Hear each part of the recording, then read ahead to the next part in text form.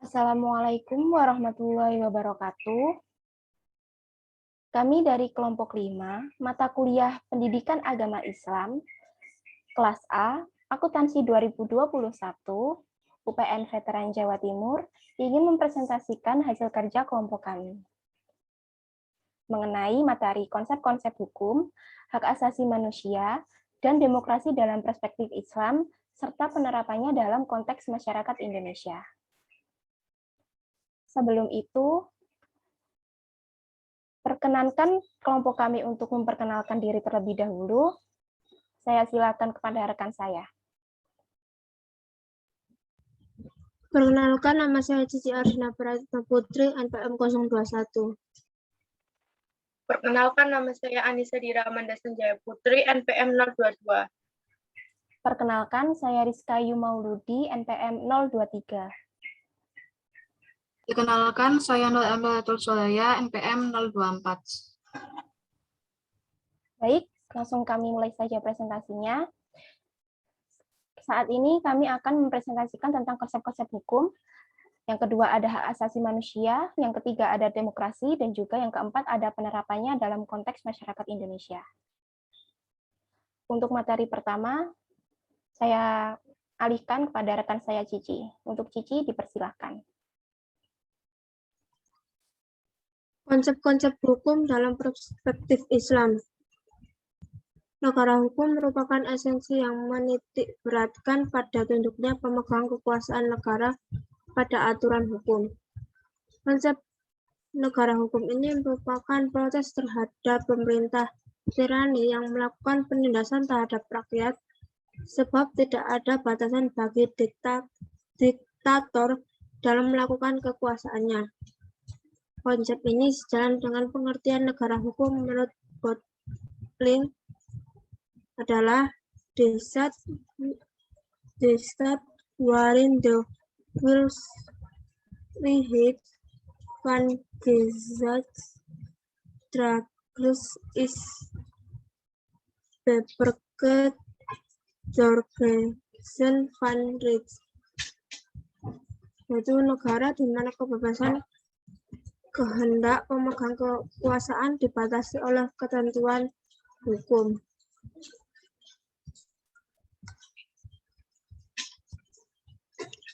Sebuah negara hukum ada ciri khusus yang melekat pada negara tersebut, yaitu menjunjung tinggi posisi hak asasi manusia, kesetaraan dan kesamaan derajat antar satu dengan yang lainnya, di samping berpegang teguh pada aturan-aturan, norma-norma yang telah ditetapkan dan diberlakukan bagi warga negaranya tanpa ada perkecualian. Sebagaimana berlakunya hukum di lingkungan masyarakat Islam meliputi 3 kategori, yaitu pertama, hukum syariat atau hukum syar'i adalah ketentuan Allah yang berkaitan dengan subjek hukum, berupa melakukan suatu perbuatan, memilih atau menentukan sesuatu sebagai syarat, sebab, atau penghalang. Prinsip musyawarah Islam berbeda dengan pandangan prinsip musyawarah demokrasi liberal yang berpegang pada rumus setengah plus 1 atau suara mayoritas yang lebih dari separuh sebagai hasil kesepakatan. Musyawarah di sini dapat diartikan sebagai bentuk forum tukar-menukar pikiran, gagasan, ataupun ide, termasuk sasaran yang diajukan dalam memecahkan masalah. Materi selanjutnya akan dijelaskan oleh teman saya. Baik, terima kasih. Mohon di next slide. Yang kedua yaitu konsep hak asasi manusia dalam perspektif Islam. Next slide.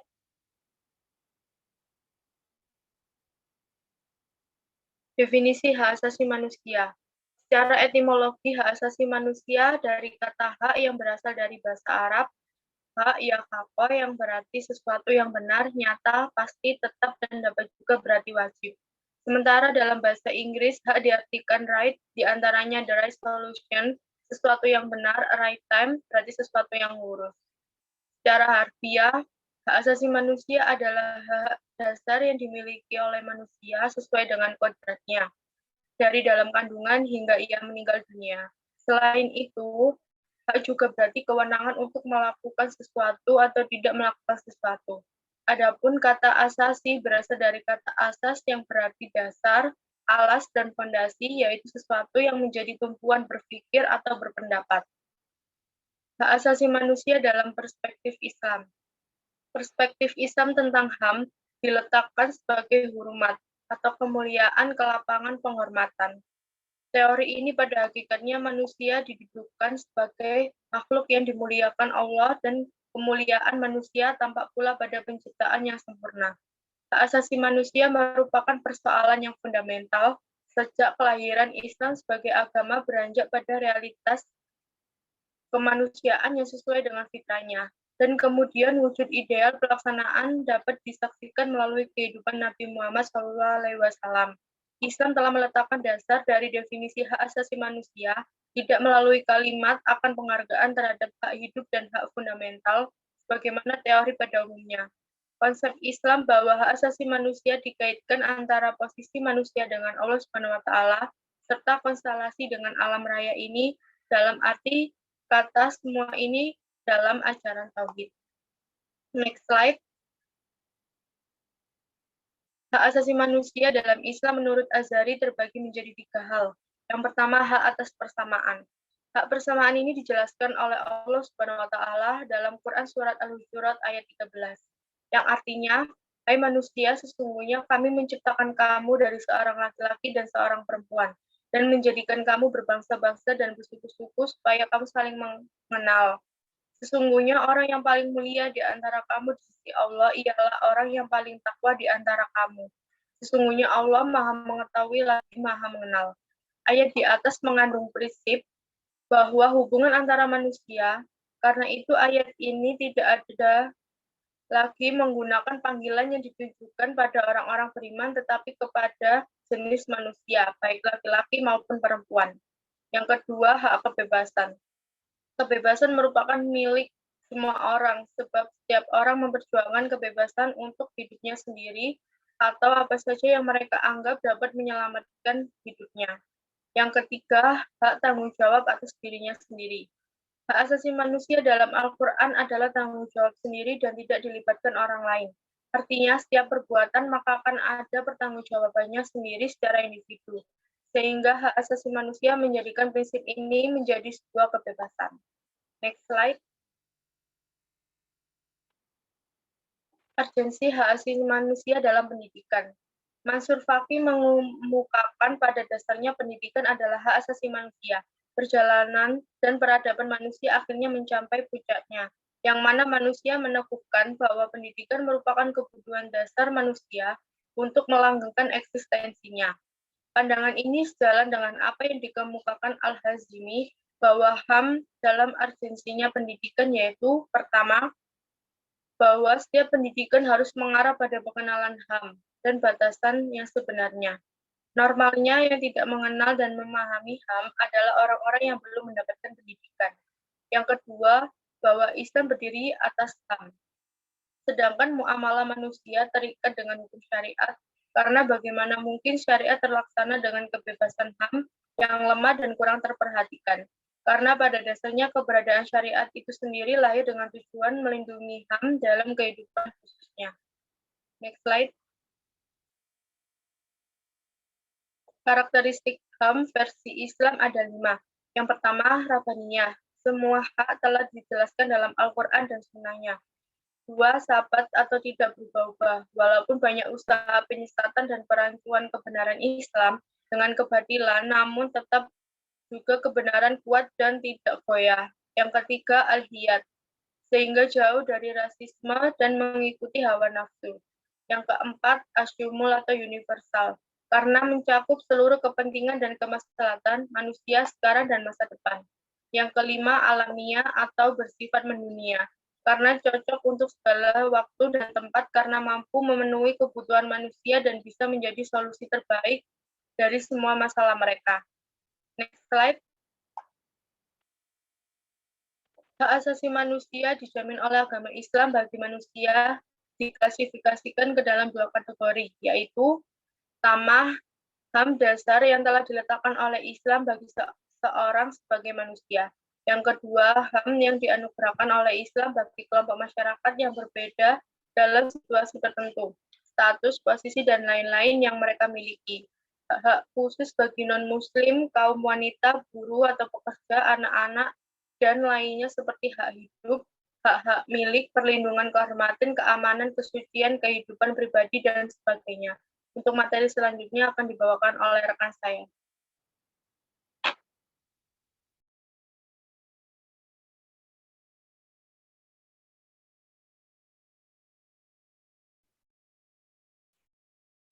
Konsep demokrasi dalam perspektif Islam. Pengertian demokrasi. Demokrasi dapat dibagi menjadi 3 pengertian. Yang pertama secara etimologis. Secara etimologis, demokrasi merupakan gabungan antara 2 kata dari bahasa Yunani, yaitu demos yang berarti rakyat, dan kratein yang berarti kekuasaan. Yang kedua, secara terminologis. Secara terminologis, demokrasi berarti kedaulatan yang berada di tangan rakyat. Kedaulatan rakyat mengandung pengertian bahwa sistem kekuasaan tertinggi dalam sebuah negara berada di bawah kendali rakyat. Pengertian demokrasi menurut para ahli. Yang pertama ada Joseph Sumter. Beliau mengatakan bahwa demokrasi merupakan suatu perencanaan institusional untuk mencapai keputusan politik, di mana individu-individu memperoleh kekuasaan untuk memutuskan cara perjuangan kompetitif atas suara rakyat. Yang kedua ada Sidney Hock. Beliau mengatakan bahwa demokrasi adalah bentuk pemerintahan di mana keputusan-keputusan pemerintahan yang penting secara langsung atau tidak langsung itu didasarkan pada kesepakatan mayoritas yang diberikan secara bebas dari rakyat dewasa. Yang ketiga ada Henry B. Mayo. Beliau mengatakan bahwa demokrasi sebagai sistem politik merupakan suatu sistem yang menunjukkan bahwa kebijakan umum ditentukan atas dasar mayoritas oleh wakil-wakil, secara efektivitas oleh rakyat, dan pemilihan-pemilihan berkala yang didasarkan pada prinsip kesamaan politik dan diselenggarakan dalam suasana terjamin kebebasan politik. Demokrasi dalam pandangan Islam. Menurut Kunto Wijoyo tahun 1997 dalam bukunya yang berjudul Identitas Politik Umat Islam menyebutkan beberapa akidah-akidah demokrasi yang meliputi yang pertama, saling mengenal atau ta'aruf. Saling mengenal atau ta'aruf ini kita dapat mengetahui bahwa pada mulanya manusia itu satu. Kemudian Allah Subhanahu wa taala menjadikan manusia bersuku-suku dan berbangsa-bangsa. Dan yang berhak menilai manusia tersebut adalah Allah Subhanahu wa taala sendiri. Maka terdapat lingkaran yang berawal dan berakhir dari Tuhan yang teosentrisme. Secara objektif, manusia berbangsa-bangsa dan berkelompok karena secara logis, manusia adalah makhluk sosial. Dari perbedaan yang ada, baik agama, ras, budaya, partai, dan sebagainya, disebutkan bahwa tujuan dari ta'aruf sendiri adalah untuk saling mengenal maupun saling mengerti antara satu sama lain. Yang kedua ada musyawarah atau syuro. Musyawarah atau syuro merupakan suatu prinsip tentang cara pengambilan keputusan yang secara langsung ditegaskan dalam Al-Quran, yaitu Quran Surah Asy-Syura ayat 38. Ayat ini menjelaskan bahwa urusan kaum muslimin, terutama urusan yang sangat penting seperti tata pemerintahan, hendaknya dijadikan dengan cara musyawarah. Apabila Allah Subhanahu wa taala memerintahkan untuk bermusyawarah kepada nabinya, maka dapat dikatakan bahwa kewajiban bermusyawarah atas para penguasa negeri Islam menjadi sebuah kewajiban. Diharapkan keputusan yang diambil benar-benar melalui proses tukar pendapat dan adu argumen yang memadai, sehingga dapat mencapai kebenaran yang relatif lebih besar daripada hasil keputusan individual. Yang ketiga ada kerjasama atau ta'awun. Menurut Shihab tahun 2009, kata ta'awun atau kerjasama merupakan prinsip dasar dalam menjalin kerjasama dengan siapapun selama tujuannya adalah kebajikan dan takwa. Hal ini juga menunjukkan prinsip dari bernegara, yaitu kerjasama. Yang keempat, ada menguntungkan bagi masyarakat atau maslahah. Konsep maslahah adalah melakukan kebaikan demi masyarakat dan menghindari hal-hal yang merugikan. Sedangkan menurut Kunto Wijoyo, maslahah sama artinya dengan syalih yang berarti baik. Syalih atau sholeh dapat diartikan sebagai kebaikan yang pada umumnya menguntungkan. Dan yang kelima ada adil atau al-adl. Tuntutan adil dalam Islam adalah sebuah keharusan. Menurut Quraisy Shihab, setidaknya ada 4 makna keadilan, yaitu sama, seimbang, perhatian kepada hak-hak individu, dan memberikan hak itu kepada setiap pemiliknya. Pada prinsipnya, keadilan harus ditunaikan dan ditegakkan tetap tanpa membeda-bedakan agama, keturunan, ataupun ras. Selanjutnya ada aliran yang menerima dan menolak demokrasi. Terdapat berbagai aliran yang menerima atau menolak demokrasi. Golongan yang menolak menganggap bahwa demokrasi sebagai suatu sistem yang bertentangan dengan sistem Islam. Sementara golongan yang menerima demokrasi melihat demokrasi sebagai satu alat untuk melaksanakan perintah Allah agar lebih sempurna. Yang pertama, golongan yang menolak demokrasi secara mutlak. Golongan ini menganggap demokrasi sebagai salah satu peraturan yang bertentangan dengan ajaran Islam. Demokrasi juga dianggap sebagai legasi imperialis bangsa Barat. Terdapat seorang yang menolak demokrasi, ialah Dr. Adnan Ali Ridho Al-Nahwi. Beliau memberikan perbandingan antara syura dan demokrasi. Menurutnya, syura merupakan persoalan iman serta wahyu dari ilahi, sementara demokrasi adalah hasil pemikiran manusia. Syura adalah sistem kepercayaan yang membawa risalah langit kepada manusia untuk sepanjang zaman, sementara demokrasi hanyalah untuk masa tertentu saja. Syura adalah sistem yang berkembang dalam lingkungan iman dan bersih serta bercirikan kebaikan, sementara demokrasi berkembang bersama keburukan dan bercirikan perpecahan. Beliau menolak pandangan bahwa satu-satunya jalan untuk memajukan bagi dunia Islam adalah melalui sistem demokrasi. Bagi mereka yang menolak demokrasi, sistem politik ciptaan bangsa Barat tidak dapat diterima karena dianggap mengangkat suara manusia sebagai sumber perundangan teratas. Berbeda dengan konsep politik Islam, yang mana sumber pandangan dan kedaulatan adalah milik Allah Subhanahu wa Ta'ala. Lalu ada golongan yang menerima demokrasi secara mutlak. Terdapat beberapa tokoh yang berada dalam golongan ini, salah satunya adalah Syekh Muhammad Hussein, yang mana dalam artikelnya yaitu Tanbih al-Ummah wa Tanzi al-Milah, beliau menyeru umat Islam agar berpegang teguh kepada demokrasi sebagai salah satu wasilah untuk menumbangkan diktator. Pada masa ini, terdapat seorang pemimpin agama di Iran, yaitu Syed Ayatullah Bunjaridi, yang berpendapat bahwa Islam tidaklah bertentangan dengan demokrasi. Untuk materi selanjutnya, saya serahkan kepada rekan saya. Selanjutnya, penerapan dalam konteks masyarakat Indonesia. Konsep-konsep hukum, hak asasi manusia, dan demokrasi dapat dilaksanakan melalui kehidupan sehari-hari dalam masyarakat. Berikut beberapa contoh penerapannya dalam konteks masyarakat Indonesia. Yang pertama, sikap bela negara. Secara konstitusional, bela negara adalah hak sekaligus kewajiban warga negara sebagaimana yang termaktub dalam pasal 27 ayat 3 UUD NRI 1945, bahwa setiap warga negara berhak dan wajib ikut serta dalam upaya pembelaan negara. Dalam penerapannya, masyarakat Indonesia meningkatkan dan menerapkan sikap tenggang rasa dan rasa saling tolong-menolong dengan masyarakat lainnya, menghargai adanya perbedaan antar sesama anggota masyarakat, antara suku, agama, dan juga kelompok, serta dapat dilakukan dengan cara mengikuti kegiatan bela negara atau bergabung menjadi anggota TNI. Sebagaimana berlakunya konsep hukum dalam perspektif Islam, yaitu konun atau undang-undang, dengan jamak al-qawanin atau peraturan perundang-undangan yang dibuat oleh lembaga berwenang dalam negara untuk ditaati oleh seluruh warga negara. Yang kedua, sikap anti-rasisme.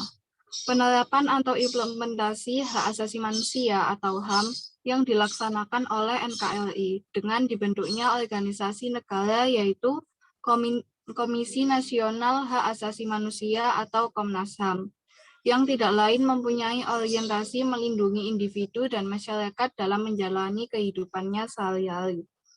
Hak asasi manusia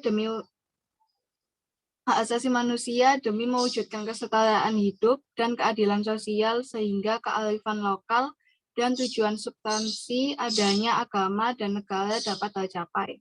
Dalam mewujudkan hal tersebut, masyarakat Indonesia menanamkan serta menumbuhkan sikap anti-rasisme dengan cara tidak melakukan bullying, kekerasan, mengintimidasi, serta melakukan diskriminasi terhadap suatu kelompok. Yang ketiga, musyawarah mufakat. Ditegaskan dalam Al-Quran, yaitu pada Al-Quran Surat Asy-Syu'ara ayat 38. Ayat ini menjelaskan bahwa urusan kaum muslimin, terutama urusan yang sangat penting, seperti tata pemerintahan, hendaknya dijalankan dengan cara musyawarah. Pada demokrasi Pancasila di Indonesia, penentuan hasil dilakukan dengan cara musyawarah mufakat. Dalam implementasinya, masyarakat Indonesia melakukan musyawarah di antaranya ketika rapat RT di lingkungan keluarga untuk menentukan aturan-aturan di dalam keluarga agar adil dan disepakati bersama. Dan di lingkungan sekolah ketika melakukan pembagian tugas piket kelas. Sekian presentasi dari saya kembalikan kepada rekan saya.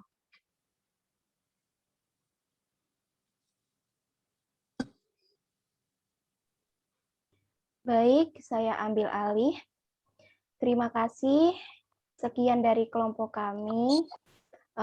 Mohon maaf apabila dalam penyampaian materi masih terdapat banyak sekali kekurangan. Sekian, wassalamualaikum warahmatullahi wabarakatuh.